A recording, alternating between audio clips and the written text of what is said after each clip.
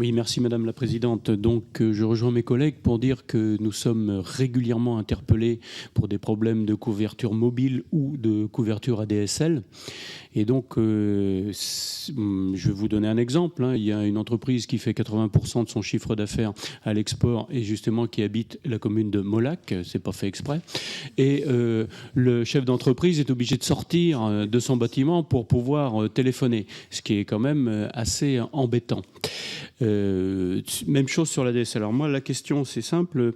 Quand est-ce que vous aurez terminé le dégroupage, sachant qu'il y a une difficulté quelquefois, c'est-à-dire qu'un opérateur a la concession quelque part et que tant qu'il n'a pas fait les investissements, les autres ne peuvent pas non plus proposer la DSL. Donc ça, c'est quand est-ce que vous aurez terminé finalement sur tout le territoire ? Pour le mobile, le problème, c'est pas trop les zones blanches, mais surtout les zones grises. Et là, nous avons quand même un certain nombre de difficultés. Donc, il y a des propositions qui sont faites. J'aimerais bien que vous nous expliquiez un petit peu aussi au niveau technique. Sur la fibre, bon, en Bretagne, je dirais, nous avons... Il n'y a pas de renard dans le poulailler, puisque c'est la puissance publique qui s'occupe de ça avec Mégalis, où nous avons un syndicat qui est avec les régions, la région, les départements, les EPCI. Et donc, on s'est mis d'accord sur un certain nombre de phases de travaux. Mais c'est vrai qu'on aura la fibre partout, mais en 2030.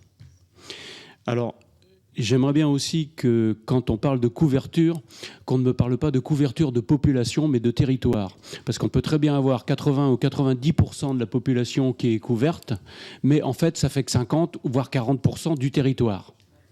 Donc là-dessus, je pense qu'il faut essayer d'être clair, en particulier pour un député rural comme je suis, l'aménagement du territoire, c'est tout le territoire.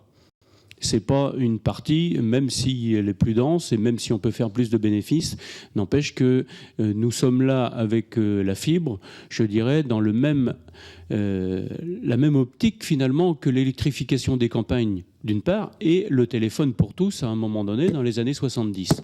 Voilà. Donc je vous remercie Madame la Présidente. Merci Monsieur Laurent Furst. Merci beaucoup.